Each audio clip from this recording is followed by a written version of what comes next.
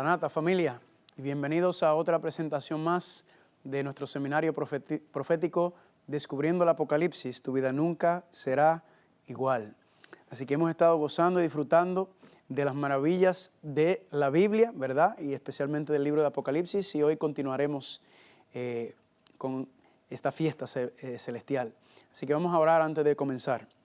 Amante Padre Celestial, te damos gracias por la bendición, por el privilegio que nos concedes, por tu dirección y tu cuidado.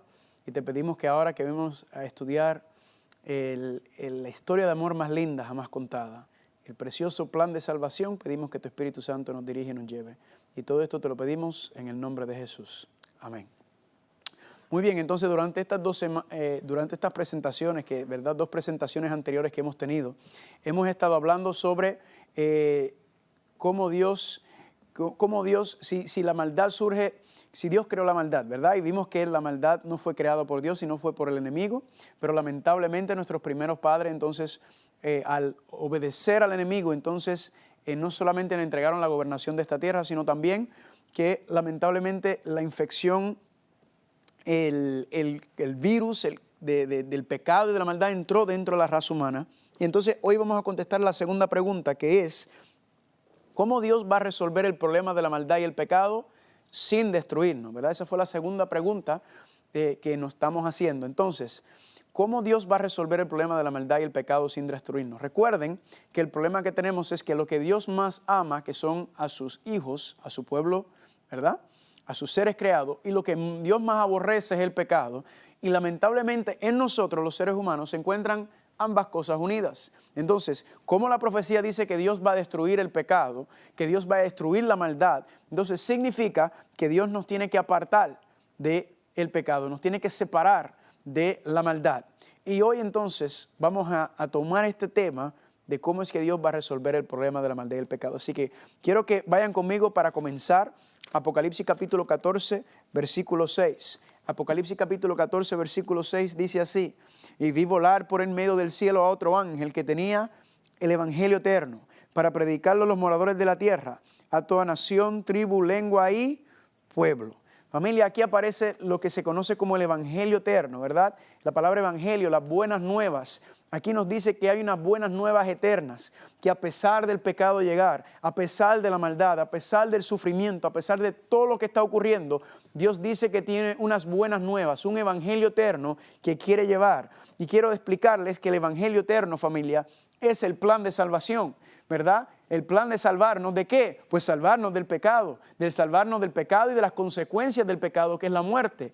Y ese, familia, ese plan de salvación es que podamos regresar y morar nuevamente a la presencia de Dios. ¿Cuál es el problema? Pues el pecado nos ha separado de Dios, ¿verdad? Estamos destituidos de la gloria de Dios, dice la Biblia. Entonces, ¿qué es lo que sucede? Que para que podamos morar nuevamente en la presencia de Dios, el pecado tiene que ser quitado, el pecado tiene que ser sacado, tiene que ser erradicado. Entonces, el evangelio eterno que estamos leyendo aquí ahora mismo, en Apocalipsis 14, 6, es el plan de salvación, y el plan de salvación es regresar a los brazos de nuestro Dios. Ahora, ¿cómo es que se va a llevar a cabo ese plan de salvación? ¿Cómo es que vamos a poder regresar nuevamente a los brazos de Dios? Pues para eso, familia, vayan conmigo aquí mismo en Apocalipsis capítulo 5. Apocalipsis capítulo 5, versículo número 6, y nos dice: y miré y vi que en medio del trono y de los 4 seres vivientes y en medio de los ancianos estaba en pie un cordero como inmolado, que tenía 7 cuernos y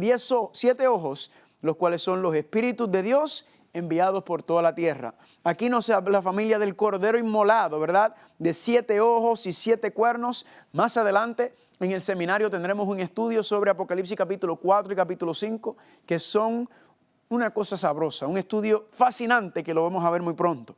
Pero aquí nos habla del cordero inmolado. Ahora, en otra parte de Apocalipsis nos vuelve a mencionar el cordero inmolado. Vayan conmigo, por favor, a Apocalipsis capítulo 13. Miren lo que dice Apocalipsis capítulo 13, que lo leímos en la presentación anterior. Dice: y adoraron todos los moradores de la tierra, cuyos nombres no estaban escritos en el libro de la vida del Cordero. Recuerden que habíamos estudiado y dice la profecía que aquellos que no tengan su nombre escrito en el libro de la vida del Cordero van a adorar a la bestia. Así que como ninguno de nosotros quiere adorar a la bestia, porque el que adora a la bestia recibe la marca de la bestia, y el que recibe la marca de la bestia recibe la ira de Dios, significa que necesitamos nuestros nombres escritos en el libro de la vida del Cordero. Eso también lo vamos a tocar más adelante, pero noten lo que dice el versículo que no terminé. Dice en el libro de la vida del Cordero que fue inmolado ¿desde cuándo? Desde el principio del mundo. Así que el contexto, familia, nos está diciendo que el Cordero fue inmolado desde el comienzo, el Cordero fue inmolado desde el principio. Así que para entender qué y quién es este Cordero y cómo es que el Cordero está involucrado en el plan de salvación, entonces ¿a dónde tenemos que ir? Tenemos que ir al comienzo, tenemos que ir al principio de lo que nos está diciendo. Entonces tenemos que ir ¿a dónde? A Génesis. Vayan conmigo por favor a Génesis. Ahora quiero que vayan y me acompañen a Génesis capítulo 2. Fuimos del último libro de la Biblia al primer libro de la Biblia. Y vayan conmigo a Génesis capítulo 2, versículos 15 y 17. Y dice así: tomó pues el Señor Dios al hombre y lo puso en el huerto del Edén para que lo labrara y lo guardase. Y mandó el Señor Dios al hombre diciendo: de todo árbol del huerto podrás comer, mas del árbol de la ciencia del bien y del mal no comerás, porque el día que de él comieres, ciertamente morirás. Aquí aparece, familia, el árbol de la ciencia del bien y del mal, que lo habíamos estudiado en la presentación anteriores. Y nos dice entonces que Dios le dijo a Adán, básicamente, puedes comer de todos los árboles son para ustedes, pero hay un árbol que no quiero que toques, hay un árbol que me pertenece a mí. Dios dice, porque el día que de él comieres, ciertamente morirás. Ahora, aquí, familia, entonces estamos viendo, familia, que Dios le puso una pequeña prueba dentro de la perfección, dentro del plan perfecto que Dios tenía original para el ser humano. Dios le puso una pequeña prueba de lealtad, que era el árbol de la ciencia del bien y del mal. Si Adán y Eva no comían del árbol de la ciencia del bien y del mal, como hablamos en la presentación anterior, entonces estaban tomando un voto a favor del gobierno de Dios. Pero al ellos, entonces, comer del árbol de la ciencia del bien y del mal, entonces desobedecer a Dios y obedeciendo al enemigo, entonces, ¿qué está pasando? Se convirtieron entonces en esclavos del diablo y le entregaron el dominio. ¿Están conmigo? Y en ese momento, familia, cuando el ser humano entonces cae, cuando el ser humano desobedece, ¿verdad? Esa comunión íntima que tenía Adán y Eva con Dios fue rota, ¿verdad? Fue deshecha. Como lo dice en Romanos capítulo 3, versículo 23, por cuanto todos pecaron, estamos ¿qué? Destituidos de la gloria de Dios. Recuerden que habíamos dicho que Adán y Eva estaban en la presencia de Dios, pero cuando desobedecen a Dios, Dios se aparta de ellos. De hecho, nos dice en Génesis capítulo 2 que Adán y Eva estaban desnudos y no sabían que estaban desnudos. ¿Por qué razón? Porque estaban en la gloria de Dios, estaban en la presencia de Dios. Y la Biblia dice que la gloria de Dios es como un manto que cubre, ¿verdad? Dios está cubierto por este manto, estas vestiduras de luz, la gloria de Dios. Adán y Eva no sabían que estaban desnudos porque estaban cubiertos por la gloria de Dios. Pero el pecado que hizo nos ha hecho destituidos de la gloria de Dios. Isaías 59:2 también dice que vuestras iniquidades han hecho división entre Dios y nosotros. Así que el pecado nos ha separado, rompió la relación que teníamos con Dios en el principio. El pecado ha hecho separación. Ahora, Dios se apartó, recuerden, por dos razones. Uno, por amor. ¿Por qué? Porque Dios es amor y la esencia del amor es la libertad. Porque Dios respetó su decisión, pero también Dios se apartó por amor. ¿Por qué razón? Para no destruir a Adán y Eva, porque en ese momento, cuando Adán y Eva desobedecen a Dios y se infectan con el virus de la maldad y el pecado, en ese momento entonces vemos que Dios se aparta porque Dios no puede estar en la presencia de nada impuro. Dios entonces en su santidad no puede, porque aquello impuro será destruido. Ahora, ¿qué fue lo que ocurrió? Vamos a seguir. Génesis capítulo 3. Ya habíamos leído del 1 al 6. En el 6, Adán y Eva comen del árbol prohibido y miren lo que dice el versículo 7. Génesis 3, 7. Entonces fueron abiertos los ojos de ambos y conocieron que estaban desnudos. Entonces cosieron hojas de higuera y se hicieron delantares. En el momento en que Adán y Eva entonces se dan cuenta que están en el momento que desobedecen a Dios, se dan cuenta que están desnudos, dice aquí. ¿Y qué es lo que sucede? Van y resuelven el problema de la desnudez haciendo delantares o hojas de higuera. Ahora, ¿por qué se dan cuenta que están desnudos ahora en Génesis capítulo 3?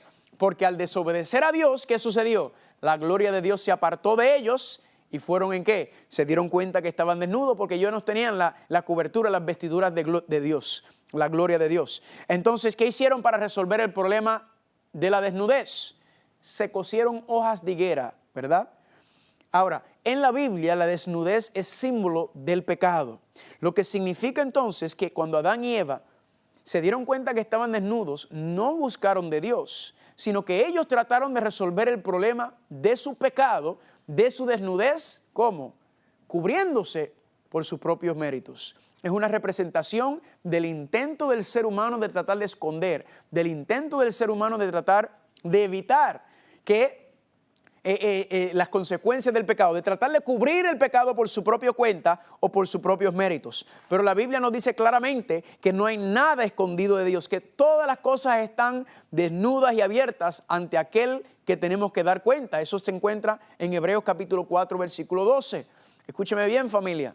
Yo puedo venir aquí con mi traje, con mi corbata, yo puedo venir con mi Biblia en la mano y yo puedo ser un tremendo sinvergüenza. Yo puedo venir aquí, yo puedo hablar muy bonito y hablarle muchas cosas, pero puede ser que yo sea un hipócrita, ¿verdad? Yo puedo quizás engañarlos a ustedes, pero yo no puedo engañar a Dios, porque Dios me ve como yo soy. Todas las cosas están abiertas y desnudas ante aquel a quien tenemos que dar cuenta. Familia, no podemos engañar a Dios, no podemos tratar de cubrir las cosas por nuestra propia cuenta, porque Dios todo lo ve. Ahora, ¿cuál es el problema que tenemos? Porque regresamos a Génesis capítulo 2, versículo 17. Dios le dijo: mas del árbol de la ciencia del bien y del mal no comerás, porque el día que de él comieres, ciertamente morirás. En otras palabras, Dios le dijo: el día que coman de ese árbol, ustedes van a morir, ustedes van a dejar de existir, ustedes no van a respirar más. Y algunas personas se ponen un poco muy filosóficos de que qué quiere decir que iban a morir, porque Adán y Eva no murieron en ese día. Adán y Eva no murieron cuando desobedecieron a Dios. Y la pregunta es, ¿por qué? Y alguna gente se pone, ¿verdad? Ah, no, que ellos empezaron a morir espiritualmente, que empezaron a hacer... Y todo eso, familia, cuando usted agarra su concordancia, la palabra morir es la palabra mud, ¿verdad? Y la palabra mud es muy interesante, se utiliza en muchas partes de la Biblia para explicar la muerte. Y una de esas se utiliza en el contexto del diluvio. Y dice que cuando murió toda carne que se mueve sobre la tierra, dice que todo lo que tenía aliento, espíritu de vida, el mud en sus narices, todo lo que había en la tierra murió. Ahí está la palabra mud. En otras palabras, basado en el contexto de cuando se utiliza la palabra morir, que es la palabra hebrea mud, lo que significa es que morir es dejar de respirar, dejar de existir, dejar de ser. Ahora viene la pregunta: ¿por qué Adán y Eva no murieron en el día que desobedecieron a Dios? Porque Dios dijo: el día que me desobedezcan, el día que comen del árbol, van a morir, van a dejar de existir, la raza humana se extinguirá. Y la pregunta es, ellos no murieron en ese día. ¿Por qué no murieron en ese día? ¿Será que Dios le dejó pasar esa? ¿Será que Dios le dijo, no, le voy a dejar esta pasar para la próxima? Aquellos que son padres y madres, aquellos que son maestros o aquellos que están cuidan de pequeños y de cualquiera. Usted sabe que si usted pone una regla, usted tiene que ser fiel a esa regla, porque si usted no se mantiene firme y fiel a esa regla, usted pierde el respeto. Familia, la Biblia dice claramente en Números capítulo 23, versículo 19, que Dios no es hombre para que mienta, ni hijo de hombre para que se arrepiente. Dios dijo y no lo hará. Si Dios habló, lo ejecutará. La pregunta, ¿por qué entonces Adán y Eva no murieron? ¿Por qué Dios no ejecutó la sentencia de muerte que tenía sobre Adán y Eva? Y la contestación, familia, se encuentra en Génesis capítulo 3, versículo 21. Y dice así: y el Señor Dios hizo al hombre y su mujer túnicas de pieles y los vistió. Sabroso. ¿Por qué? Porque aquí dice, familia, que Dios hizo al hombre y su mujer túnicas de pieles. Recuerden que en el versículo 7, ellos trataron de resolver el problema de la desnudez, pero no funcionó. Ahora Dios le está diciendo que Dios es el que se va a encargar de cubrir la desnudez de ellos con túnicas de pieles y los vistió. Ahora, aquí está la clave. ¿Por qué Adán y Eva no murieron ese día? Porque dice que se hicieron túnicas de pieles. Si se hicieron túnicas de pieles, significa que algo tuvo que haber muerto en ese día para hacer una túnica de piel, no una túnica de hojas. Y la pregunta es, ¿qué fue lo que murió en ese día para hacer túnicas de pieles? Pues familia, proféticamente hablamos, podemos decir que ¿qué? Que murieron 2 corderos en lugar de Adán y Eva. Dice en Génesis capítulo 4 que Abel era labrador de ovejas. Así que, ¿qué es lo que estamos viendo, familia? Estamos viendo que Adán y Eva se supone que murieran en ese día, pero Dios no llevó a cabo la sentencia sobre ellos. Me imagino al diablo señalando, ¿verdad? Miren ahí, a ver qué es lo que va a hacer Dios. Dice aquí que Dios entonces le hizo túnicas de pieles. ¿Cuándo y cómo? Sacrificando un cordero. Familia, Dios le está mostrando a Adán y Eva el plan de salvación. Dios le estaba mostrando a ellos, miren, ustedes se supone que mueran hoy. Se supone que el ser humano deje de existir, que sea extinguido por su desobediencia, porque la vida viene de mí. Si ustedes no me quieren en su vida, pues yo me aparto y no existe más vida. Pero la misericordia y la gracia de Dios, familia, está sobre toda la tierra gracias al Cordero. Gracias al Cordero, familia. Dios le estaba mostrando entonces el plan de salvación. Le estaba diciendo, ustedes se supone que mueran hoy, pero este Cordero que murió en su lugar, temporeramente, simbólicamente está representando que en el futuro vendrá el verdadero Cordero. Que en el futuro vendrá el que sí va a dar su vida por la raza humana, el que sí va a cubrir los pecados de la humanidad y le va a dar una segunda oportunidad a la vida eterna. Eso, familia, es que el pacto de gracia comenzó en el Edén. La misericordia de Dios no comenzó cuando Cristo vino a la tierra, familia. Comenzó en Génesis capítulo 3 porque se supone que se llevara a cabo la sentencia y Dios perdonó a Adán y Eva, no porque ellos eran buenos, no porque ellos hicieron nada bueno, sino porque por la misericordia que mostró por medio del sacrificio del Cordero, mostrándonos, familia, en el futuro, el plan de salvación. Así que si el pecado nos separó de Dios, el sacrificio de este Cordero en Génesis, simbólicamente, temporalmente, comenzó el proceso de la reconciliación. ¿Por qué reconciliación? Pues familia, porque hubo una ruptura entre la relación entre Adán y Eva. Entonces, ¿qué hace este Cordero? Este Cordero empieza el proceso de sanación, de reconciliación entre Dios y la humanidad. Y noten que dije empieza. Y es una razón muy importante por la cual digo que empezó el proceso de la reconciliación. Ahora, ¿en dónde se encuentra el proceso completo? Con el Cordero vamos a ver que es el inicio del proceso de reconciliación. Pero ¿en dónde se encuentra todo el proceso, todo el plan de reconciliación? Se encuentra en el santuario.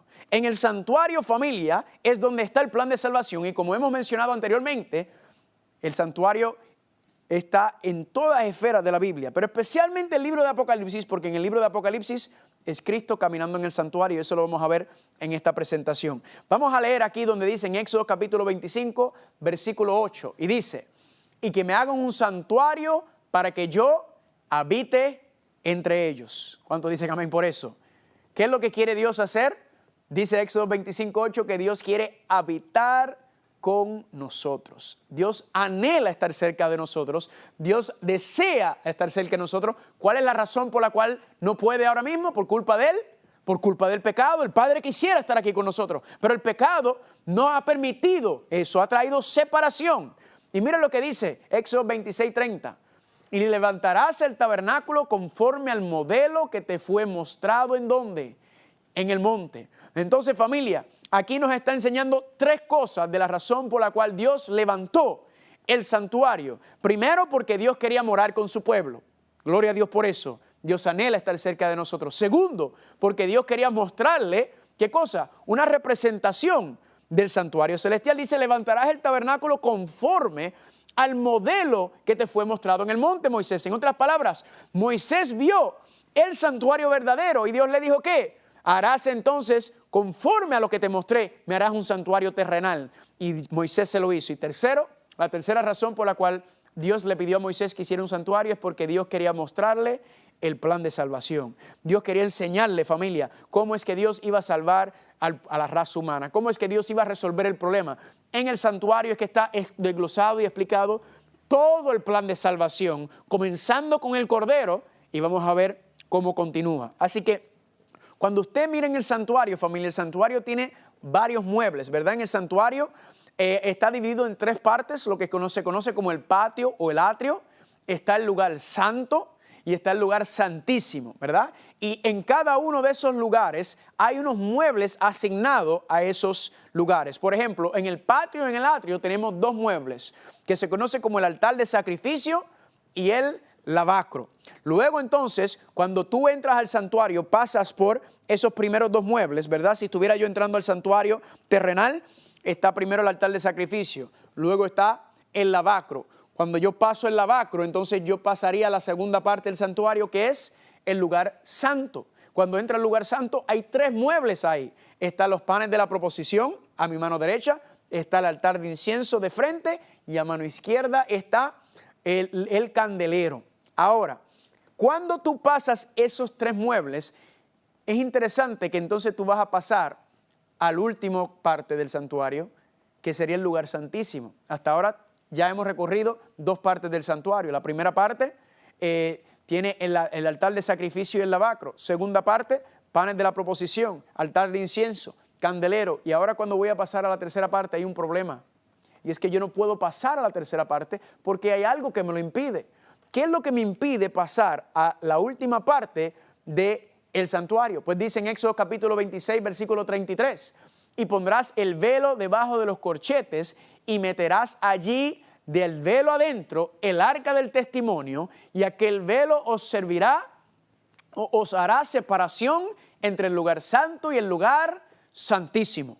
Familia, había un velo que dividía el lugar santo del lugar santísimo. Y dice el versículo que acabamos de leer que el propósito de ese velo era ¿qué? Era separación entre el lugar santo y el lugar santísimo. ¿Por qué razón? Porque ¿quién estaba en el lugar santísimo, familia?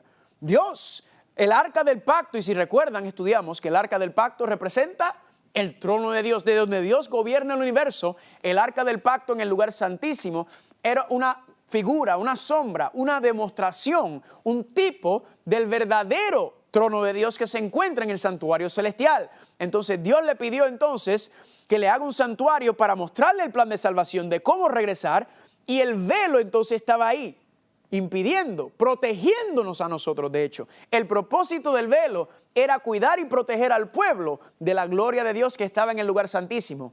¿Y cuál era el velo y cuál era el mueble que estaba dentro del lugar santísimo? Pues ya lo sabemos, el arca del pacto, ¿verdad? Representando el trono de Dios. ¿Y qué está dentro del arca del pacto? Los 10 mandamientos, como ya habíamos estudiado. Aparte, familia, de los 6 muebles que les acabo de mostrar o de mencionar, también habían dos tipos de servicio. Dos tipos de servicio que se hacían. Uno era un servicio diario o continuo y uno era un servicio anual. Hoy solamente le voy a mencionar un poco sobre el servicio diario y continuo.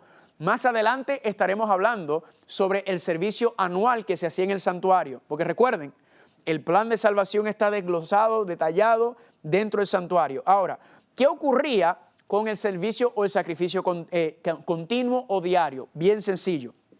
La persona venía con su cordero, ¿verdad? Un cordero es un bebé, ¿verdad? Un bebé oveja.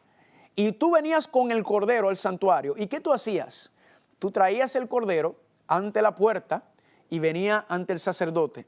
Y tú venías y ponías, el sacerdote te aguantaba el cordero y tú venías y ponías tus manos sobre la cabecita del cordero. ¿Y qué tú hacías? Dice que tú confesabas tus pecados sobre él, confesabas tus pecados sobre ese animal inocente. ¿Y qué sucedía?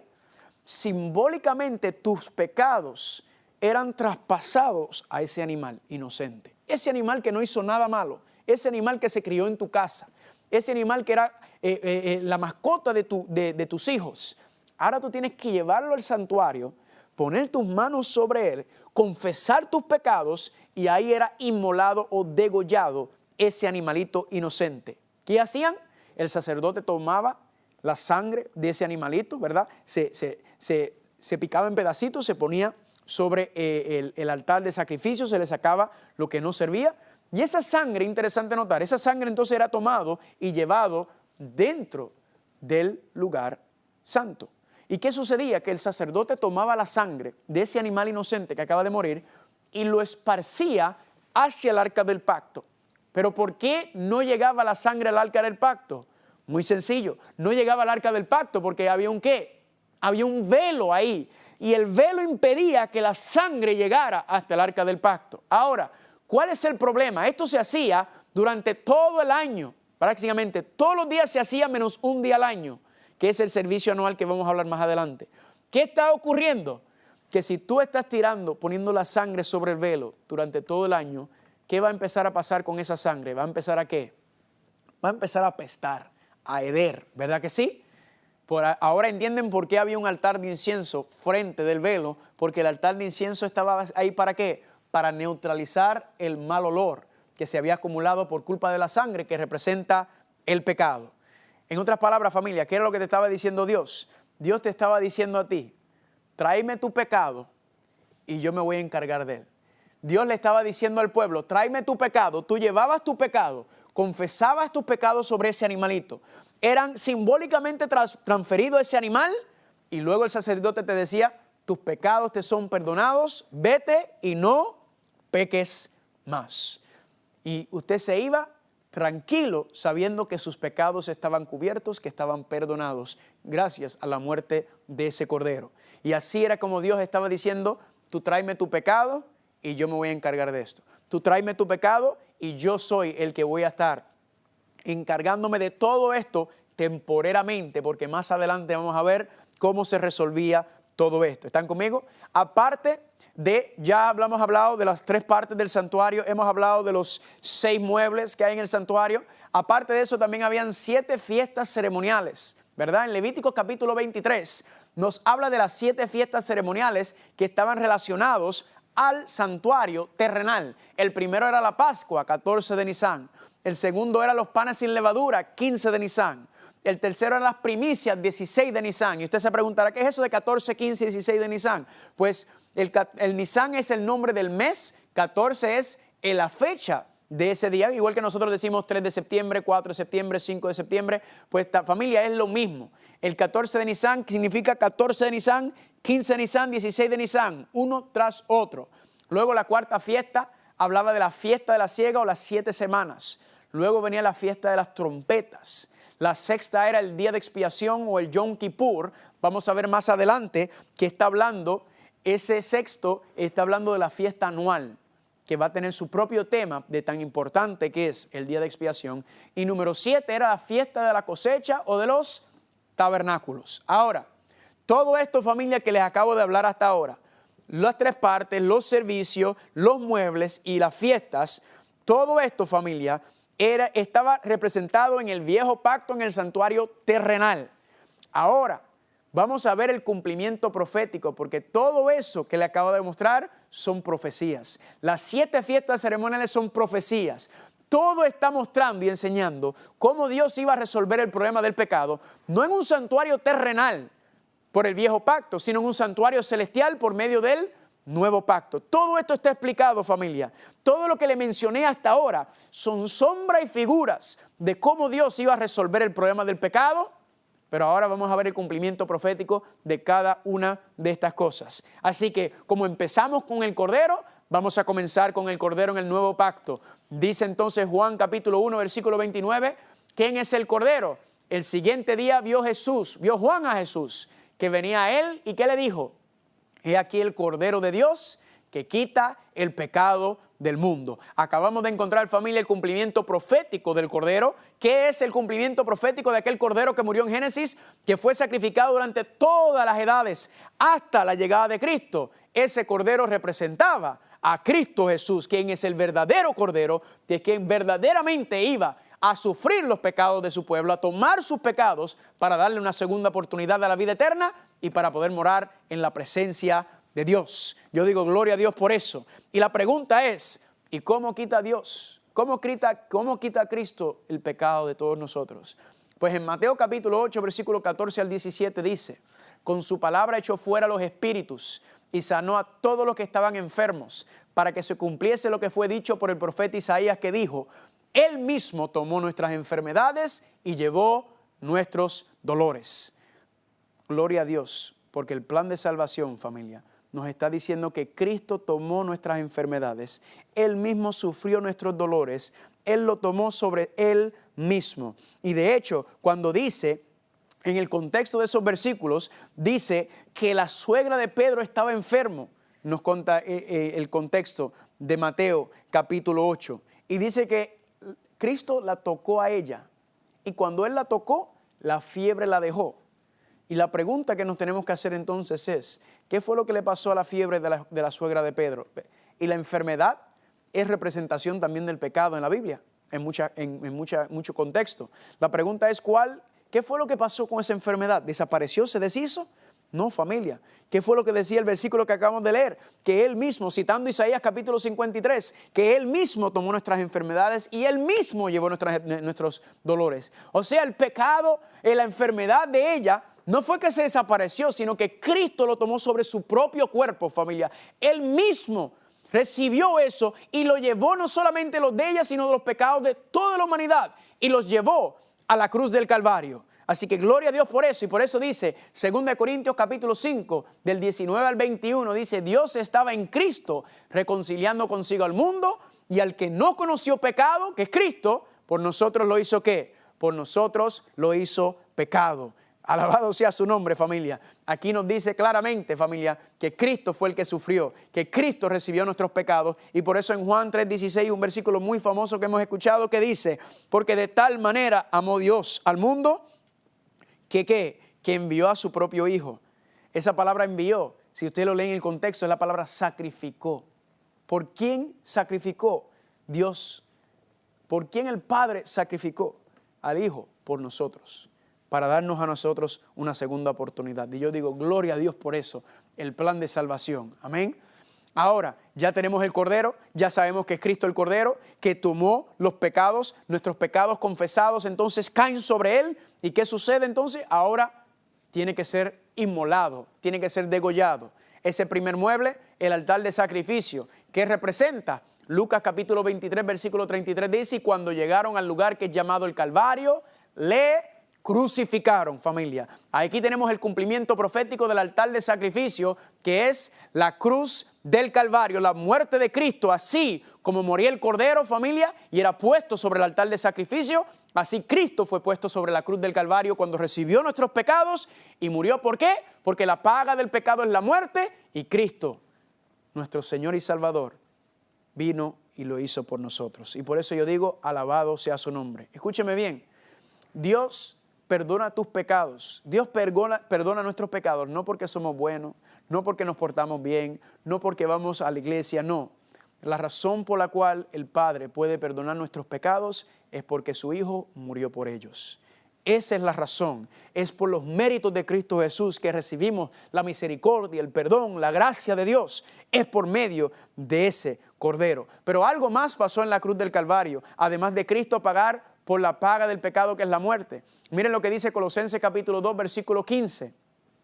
Desarmó además a los poderes y a las potestades y los exhibió públicamente al triunfar sobre ellos en la cruz. La primera vez que yo leí este versículo y le presté atención, yo dije, pero ¿qué disparate es ese?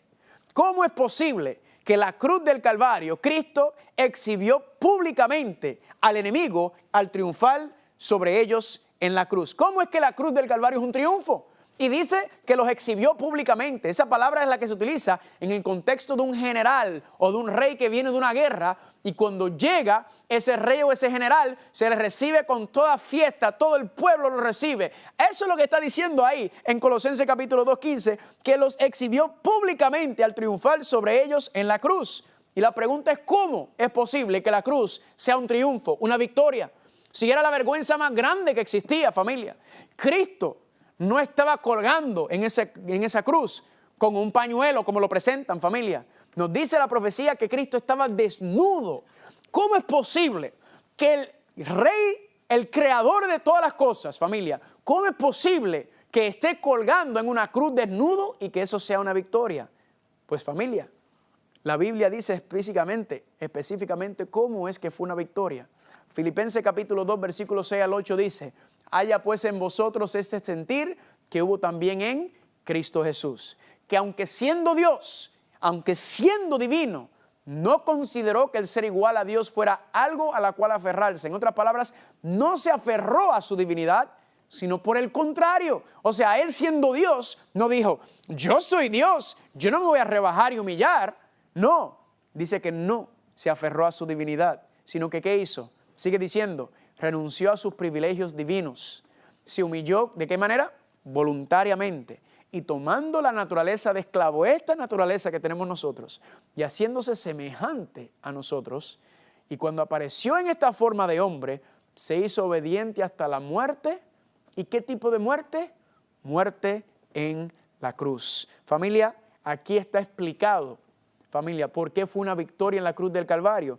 ¿Por qué? Porque con la cruz del Calvario no solamente fue saldada la deuda, la paga del pecado, que es la muerte, familia, sino con la cruz del Calvario fue una victoria, porque las acusaciones que el diablo había levantado en contra de Dios, el señalamiento, ¿verdad?, que él había dicho que Dios era un sobornista, que Dios era un mentiroso, que Dios era un corrupto, que Dios era un dictador, que Dios quería imponer, que Dios era un mentiroso. Familia, la cruz del Calvario es una victoria porque todas las acusaciones fueron silenciadas en la cruz del Calvario. La cruz del Calvario, familia, es el fin del debate. El fin del debate, ¿por qué? Porque todo el universo está mirando y todo el universo está mirando cuán grande es el amor de Dios por nosotros, que envió a su propio Hijo por nosotros. Lo mejor que tenía el Padre, lo mejor que tiene un padre y una madre son sus hijos. Y eso fue lo que envió el Padre, envió a su Hijo para morir por nosotros de la peor manera, más humillante manera de rebajarse a un ser humano, familia.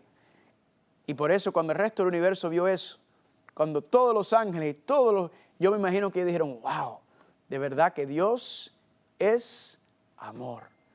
Y todo lo que el diablo había acusado a Dios, todos los señalamientos que el diablo le había hecho a Dios, familia, en ese momento se le viró la torta, como decimos. Y todo fue, él estaba hablando de él mismo. El diablo estaba señalando su propio carácter al acusar a Dios. Y eso es lo que hace mucha gente también. Cuando señalan y acusan a la otra gente, a veces el dedo tiene que ir para acá.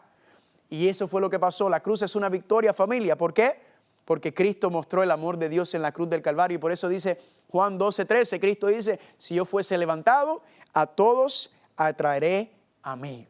Es por medio de la cruz del Calvario, viendo el amor de Dios, al dar lo mejor que tenía, al entregar su propio Hijo y sacrificarlo, que Dios nos persuade, Dios nos enamora, Dios nos convence a decir, ¿tú crees que yo no te amo? Pues yo quiero que tú veas a mi Hijo en la cruz del Calvario, saber cuánto sufrió Él, pero sobre todo cuánto sufrió el Padre que tuvo que castigar a su Hijo. Y el Padre te dice, ahí está el amor mío. El que duda, el que refuta, el que trata de mostrar y de señalar a Dios, la cruz del Calvario silenció todas las acusaciones, la cruz del Calvario enseña el poder de Dios. Así que yo le doy gloria a Dios por eso. Y yo creo que usted también le debe dar gloria a Dios. ¿Cuántos dicen amén? Gloria a Dios. Entonces, ya tenemos el primer mueble. El Cordero es Cristo. El primer mueble en el patio es la cruz del Calvario. El segundo mueble, ¿cuál es? El segundo mueble entonces viene a ser el lavacro. Ahora, si el primer mueble es la cruz del Calvario y Cristo murió por nuestros pecados, el segundo mueble es la cruz del Calvario, entonces, ¿qué tiene que representar la cruz el lavacro? La cruz del Calvario, el primero, el lavacro. Pues familia, según Romanos capítulo 6 del 3 al 6, el lavacro representa la resurrección de Jesucristo. Y me gusta cómo se utiliza el lavacro, porque el lavacro es agua, ¿verdad? Y se limpiaba y se purificaban los sacerdotes. Se lavaban las manos y los pies antes de entrar al santuario. Si no lo hacían, no podían entrar, porque estaba la presencia de Dios y podían ser destruidos. Noten qué lindo y qué interesante entonces, que Cristo muere con nuestros pecados, pero cuando resucita y se levanta, dice que representa el lavacro, la limpieza. Cristo resucitó sin una mancha de pecado como había sido, porque los pecados no eran de Él, eran nuestros. Y por eso fue que la muerte no lo pudo retener. ¿Por qué? Porque no eran de Él. Entonces Él resucitó con un cuerpo, familia, sin pecado, completamente nuevo y restaurado. ¿Cuántos dicen amén? Gloria a Dios. Ahora, si tú pasas los primeros dos muebles del lugar del atrio, ¿verdad? El altar de sacrificio, el lavacro. ¿Cuál es el próximo mueble en el plan de salvación? Pues cuando te digo la próxima parte, pues usted entonces entra ¿en dónde? En el lugar santo. Ahora, ¿será que aparece Cristo en el lugar santo? ¿Será que aparece Cristo? Porque no puede ser en el santuario terrenal. Pues vayan conmigo a Apocalipsis capítulo 1, quiero mostrarle esto. Apocalipsis capítulo 1, vayan conmigo por favor y les quiero mostrar. Apocalipsis capítulo 1, versículo número 10. Mira lo que dice el apóstol Juan.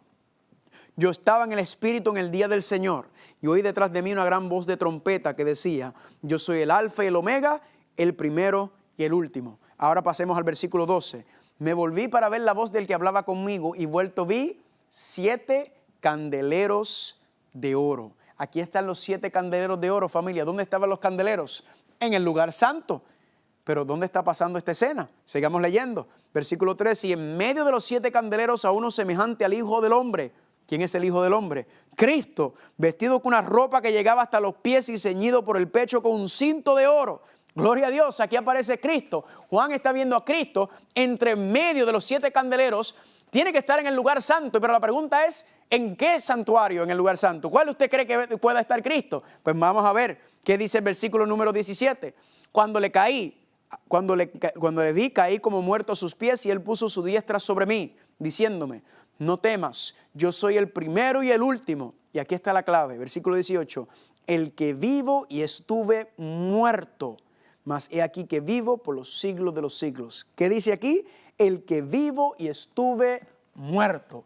Gloria sea el nombre de Dios. Nos está diciendo este versículo que Cristo estaba muerto y estaba vivo después de haber muerto, ¿verdad que sí? Resucitó. Así que esta escena tiene que estar pasando después de ¿cuándo? Después de la resurrección de Cristo. ¿Cuándo sube a dónde? Pues tiene que subir al lugar santo, en el santuario no terrenal, sino en el santuario celestial. ¿Y cómo lo confirmamos? Pues fácil, el libro de Apocalipsis fue escrito aproximadamente en el año 90 después de Cristo, Anno Domini. La pregunta que le tengo que hacer, el santuario fue destruido, el santuario terrenal fue destruido en el año 70. Así que esto no puede estar ocurriendo en el santuario terrenal, sino que esto tiene que estar ocurriendo ¿dónde? En el santuario celestial. ¿Cuántos dicen amén? Ven conmigo ahora, vayan conmigo a Apocalipsis capítulo 8. Miren esto, Apocalipsis capítulo 8, para confirmarlo. Y dice, otro ángel vino entonces y se paró ante el altar con un incensario de oro y se le dio mucho incienso para añadirlo a las oraciones de todos los santos sobre el altar de oro que estaba ¿dónde? Delante del trono. ¿En dónde estaba el altar de oro, el altar de incienso que estaba en el lugar santo? Pues estaba delante del trono. Y dice aquí, en el versículo 4, y de la mano del ángel subió la presencia de Dios el humo del incienso con las oraciones de los santos. Y el ángel tomó el incensario y lo llenó de fuego del altar.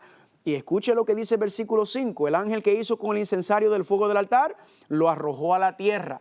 Si lo arrojó a la tierra, significa que esto no puede ser el altar de incienso del santuario terrenal nuevamente. Tiene que ser el santuario celestial. El ángel toma el incensario del lugar santo y ¿qué hace? Lo tira a la tierra. Gloria a Dios. Así que estábamos presentando lo que le había mencionado anteriormente, Cristo caminando por medio del santuario, Cristo llevando a cabo el plan de salvación él mismo, no en un santuario terrenal, sino en un santuario celestial. Ahora, para pasar del lugar santo al lugar santísimo, que es la última parte del santuario, ya habíamos hablado que no puedes pasar directamente, sino había ¿qué? Había un velo. ¿Recuerdan el velo que había ahí? Pues familia, que si todo esto tiene representación y símbolos, la pregunta es, ¿qué representa el velo? Pues miren lo que dice Hebreos capítulo 10, versículo 19 y 20. Así que hermanos, teniendo libertad para entrar en el lugar santísimo, por la sangre de Cristo, por el camino nuevo y vivo que Él nos consagró a través del velo, esto es ¿qué? Su carne. Familia, ¿qué dice el apóstol Pablo en Hebreos? Que el velo representa ¿qué cosa? La carne de Cristo. ¿Qué era lo que se hacía con el pecado? Se ponía sobre el velo, ¿verdad? Caía sobre el velo cuando se esparcía hacia el lugar santísimo. ¿Y qué ocurre entonces? El velo, familia, tomando el pecado, la sangre representa que el velo era la carne de Cristo Jesús. ¿Qué nos está diciendo esto, familia? Que el pecado trajo separación entre Dios. Pero cuando el velo cayó sobre Cristo Jesús, familia, significa, familia, ese velo nos dice la profecía, que ese velo fue roto cuando Cristo murió en el sacrificio de las 3 de la tarde. ¿Representando qué? Ese velo se rasgó, ese velo se rompió, que es la carne de Cristo. ¿Qué está representando? Significa que la separación o la división que existía entre la humanidad y la divinidad fue reconciliada por medio de Cristo Jesús. Ya no hay separación entre Dios y el hombre, sino que ahora Cristo Jesús, ¿qué ha hecho? Ha roto esa separación y gracias a su sacrificio y su entrega, ahora nosotros podemos venir confiadamente al trono de la gracia porque Cristo nos está representando. Por eso dice Romanos capítulo 5, versículo 1, dice que somos justificados. Es una palabra teológica que significa perdonados, justificados por la fe. Tenemos paz para con Dios por medio de nuestro Señor, ¿quién? Por medio de nuestro Señor Jesucristo. Gloria a Dios. Cristo nos ha traído paz con el Padre. Cristo ha traído paz entre la humanidad y la divinidad. Y nuevamente, familia, estamos reconciliados. Gloria a Dios. Ahora, haber pasado por el lugar santo, pasado el velo, ahora pasamos al lugar santísimo. ¿Y qué estaba en el lugar santísimo? El arca del pacto. ¿Será que aparece el arca del pacto? El lugar santísimo en el santuario celestial en el libro de Apocalipsis. Claro que sí, vayan conmigo por favor. Apocalipsis capítulo 11, versículo 19 dice: y el templo de Dios fue abierto en la tierra. No fue en la tierra, dice aquí. El templo de Dios fue abierto en el cielo. Y el arca de su pacto se veía en el templo. Juan entonces, familia, en visión, él ve el templo de Dios en el cielo y él ve el arca del pacto. Pero ya sabemos que el arca del pacto representa ¿qué?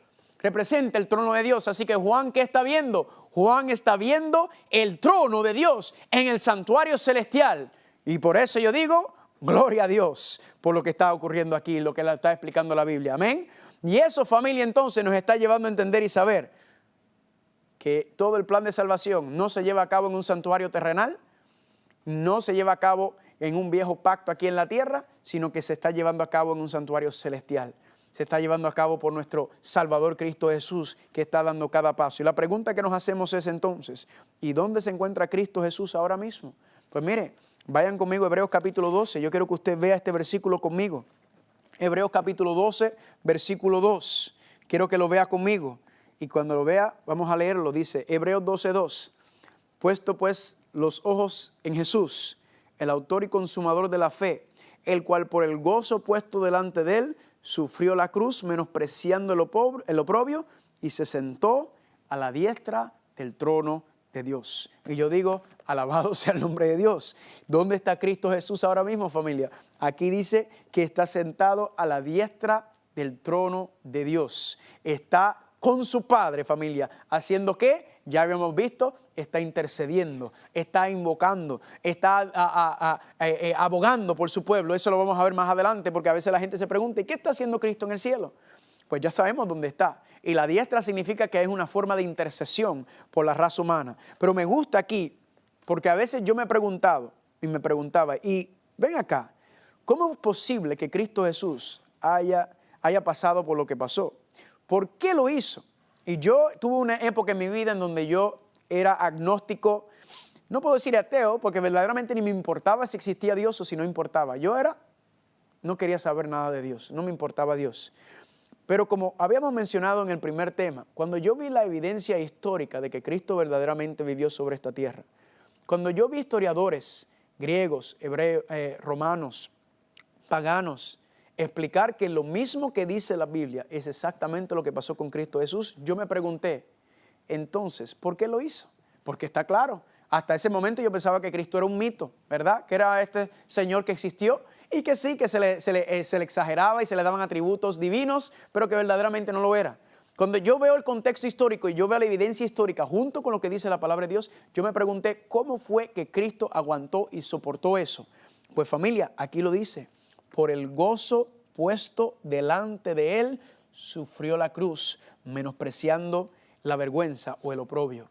En otras palabras, familia, Cristo, cada vez que le daban un puño, cada vez que le escupían en la cara, cada vez que le metían un clavo en las manos, cada vez que le daban un fuetazo de los romanos que con la pela que le dieron eso le arrancaba los pedazos, cada vez, familia, que le clavaban la cruz, cada vez que les petaron la corona de espinas y se la enterraban con cada palo que le daban en la cabeza. Cada vez, familia, que hacía eso, la pregunta es, ¿cómo fue que Cristo aguantó? Por el gozo puesto delante de él. En otras palabras, el Padre le estaba mostrando en aquel glorioso día, cuando todos los redimidos iban a estar sobre el mar de vidrio, en aquel día cantando el cántico de Moisés y el cántico del Cordero. Y Cristo en ese momento, familia, iba a ver el fruto de su entrega, iba a ver lo que pagó, iba a ver y disfrutar y ver la cara y el gozo de todos los redimidos de todas las edades. Por eso fue que aguantó, por eso fue que soportó. Y por eso, familia, estamos nosotros gozosos deleitándonos en las cosas que Cristo ha hecho por nosotros y en cómo Cristo cumple su palabra, cumple su propósito con nosotros. Amén. Ahora, les había mencionado que las 7 fiestas también eran 7 profecías, ¿verdad? Y cada una de esas fiestas tenía un cumplimiento profético. La primera, la Pascua, representando la muerte de Cristo. La segunda, los panes sin levadura, representando Jesucristo, que estuvo en la tumba y no vio corrupción su cuerpo. La tercera, las primicias, la resurrección de Jesucristo. La próxima fiesta, el Pentecostés, los 50 días, el derramamiento del Espíritu Santo, de eso vamos a hablar más adelante. La otra fiesta, la fiesta de las trompetas. Pregunta, ¿aparecen 7 trompetas en Apocalipsis? Claro que sí. El sexto, el día de la expiación, el día del juicio. Vamos a ver que ese día es el día anual, la fiesta anual, el Yom Kippur. Ahora se convierte en un proceso, ¿verdad? Como todo lo demás es un proceso, un juicio que tiene 3 etapas. Y la última fiesta es la fiesta de los tabernáculos. La fiesta de los tabernáculos se cumple en 2 etapas. Primero, cuando Cristo regrese, ¿verdad? Para llevarnos a nuestra patria celestial. Y segundo, está explicado en Apocalipsis capítulo 21, versículo 3, cuando dice que Dios morará con ellos y Él mismo será su Dios y Dios será nuestro tabernáculo. Y por eso yo digo, gloria a Dios, familia. Gloria a Dios por el plan de salvación. Y la pregunta que nos tenemos que hacer entonces es, ¿cómo puedo yo regresar a los brazos de nuestro Padre Celestial? Pues Cristo dice que carga tu cruz y sígueme. ¿Te sigo a dónde? Cristo dice, carga tu cruz. Y tú dices, ¿a dónde quieres que Cristo te siga? ¿Al supermercado, al Walmart? ¿A dónde tú quieres que yo vaya? Pues Cristo, ¿qué dice en Juan capítulo 14, del 4 al 6? Yo soy, ¿qué cosa? El camino, la verdad y la vida. Así que nos está diciendo, yo soy el camino. ¿Pero el camino a dónde? Nadie viene al Padre sino por mí. ¿A dónde es que nos está llevando Cristo? ¿Cuál es el camino que quiere llevarnos? Pues nos quiere llevar de regreso a la presencia del Padre. Cristo quiere llevarnos para que estemos nuevamente unidos, reconciliación total en el final, cuando estemos en presencia del Padre, familia. Y eso es lo que dice Primera de Pedro, capítulo 3, versículo 18. Porque también Cristo padeció una sola vez por los pecados, el justo por los injustos, ¿para hacer qué? Para llevarnos a Dios. Gloria a Dios por ese precioso plan de salvación, familia, que el plan es llevarnos a Dios, a que estemos en la presencia de Dios y podamos morar nuevamente en su presencia. ¿Y dónde está el Padre? El Padre está en el lugar santísimo. ¿A dónde es que nos tiene que llevar Cristo? Al lugar santísimo. Nos está mostrando el camino del regreso al Padre. Durante este seminario estaremos estudiando los pasos que tenemos que dar, porque el santuario no solamente nos enseña lo que Cristo hizo, sino también enseña lo que nosotros tenemos que hacer para regresar a la presencia de Dios. Y quizá usted se está preguntando, pero yo nunca he escuchado esto anteriormente. A mí nunca me habían explicado el plan de salvación en el santuario anteriormente. Sí, no, lo mencionaron, pero nunca con este detalle, mucho menos explicado en el libro de Apocalipsis, como lo acabamos de ver, cómo está todo desglosado. Pues familia, es una razón muy sencilla. Dice Apocalipsis capítulo 13, versículo 6, que la bestia abrió su boca en blasfemias contra Dios para blasfemar de su nombre y de su tabernáculo. Aquí, familia, entonces, como el tabernáculo y el santuario está explicado, detallado el plan de salvación, el diablo no quiere que nadie sepa lo que acabamos de hablar hoy. No quiere que nadie estudie el libro de Apocalipsis, porque el diablo sabe que en el libro de Apocalipsis íbamos a correr el velo para ver sus engaños y sus maquinaciones en el final. Y por eso es que él ha pisoteado, por eso es que el blasfemia ataca el santuario. Más adelante vamos a ver cómo la bestia ha pisoteado cada mueble del plan de salvación, ha pisoteado el sacrificio de Cristo, el continuo sacrificio. Todo eso lo vamos a ver más adelante. Así que yo digo gloria a Dios. Familia, la ciencia dice que usted vale 17 centavos cuando usted se muere. 17 centavitos es lo que usted vale para la ciencia, familia. Y quizás hasta en su vida le han dicho que usted no sirve, que usted es una porquería, que usted nunca va a lograr nada, que usted no tiene ningún valor para Dios, que usted no es nada, ni nadie, ni nunca lo será. Pues yo quiero que tú dejes de escuchar las voces de esas personas. Porque quizás te lo ha dicho hasta tu propia familia, tu papá, tu mamá, un familiar, tu pareja, tu esposo, tu esposa, sea quien sea. Yo quiero que escuchen la voz de Dios. ¿Por qué? Porque miren lo que dice Isaías 49, 14 al 16. Dice, el Señor me ha abandonado, el Señor se olvidó de mí. Quizás tú has pensado eso alguna vez en tu vida. Yo lo pensé. Yo pensé que por las cosas que me estaban pasando, Dios se olvidó de mí. Dios me había abandonado, Dios no quería saber de mí. Pero miren lo que sigue diciendo el versículo. El Señor me ha abandonado, el Señor se olvidó de mí. Pero dice, ¿acaso una madre olvida o deja de amar a su propio hijo? Pregunta, ¿han habido madres que han olvidado a sus propios hijos? Sí. ¿Han habido madres y padres que han asesinado a sus propios hijos? Sí. Pues dice la palabra de Dios en el versículo 16, en Isaías 49, 16. Pues aunque la madre olvide a su hijo, yo nunca me olvidaré de ti. Yo te llevo grabada en las palmas de mis manos. Aquí está la promesa, familia linda y preciosa, en el cual Dios nos está diciendo, aunque tu madre te olvide, aunque tu padre te olvide, aunque tu madre y tu padre y tus familiares te maltraten y no te quieran y te dicen lo peor, yo quiero que tú entiendas y que sepas que Dios te ama tanto que tu nombre se encuentra en sus manos grabadas. En la cruz del Calvario, en las cicatrices de Cristo, familia, está representado el amor de Dios tan grande por nosotros, lo que Él ha hecho por nosotros, y te está tratando de decir a ti, deja de escuchar a la gente que te está hablando y diciéndote eso. Yo te amo. Quizás para la ciencia tú vales 17 centavos, pero para mí tú eres un tesoro incalculable. Si tú hubieras sido la única persona que hubiera pecado, Cristo hubiera muerto por ti. Si tú hubieras sido la única persona, Cristo hubiera dado su vida por ti, porque de tal manera amó Dios al mundo. Esa frase de tal manera significa que es incomprensible humanamente el amor de Dios por nosotros. No tiene explicación el amor de Dios. Que Dios se haya humillado a hacerse una creación para morir, para darnos una segunda oportunidad, sería semejante a que yo te dijera a ti que tú tienes que convertirte en una hormiga para salvar a alguien y te tienes que quedar como hormiga por el resto de la eternidad. Tú no lo harías, mucho menos siendo torturado y quedarte como una hormiga para siempre, ¿verdad? Como yo, un ser humano, me voy a rebajar y humillar a ser como una hormiga. De tal manera amó Dios el mundo, es incomprensible, lo que usted ni yo haríamos, ni se nos hubiera ocurrido, dice la profecía, dice la palabra de Dios, que es lo que Cristo hizo por nosotros, porque de tal manera Dios te ama, amén, y lo dio todo por ti. Tú eres un tesoro, una preciosura ante los ojos de Dios, y Dios te está diciendo cuánto te ama. ¿Cómo? Por medio de su Hijo Cristo Jesús, que lo dio y lo entregó todo por ti.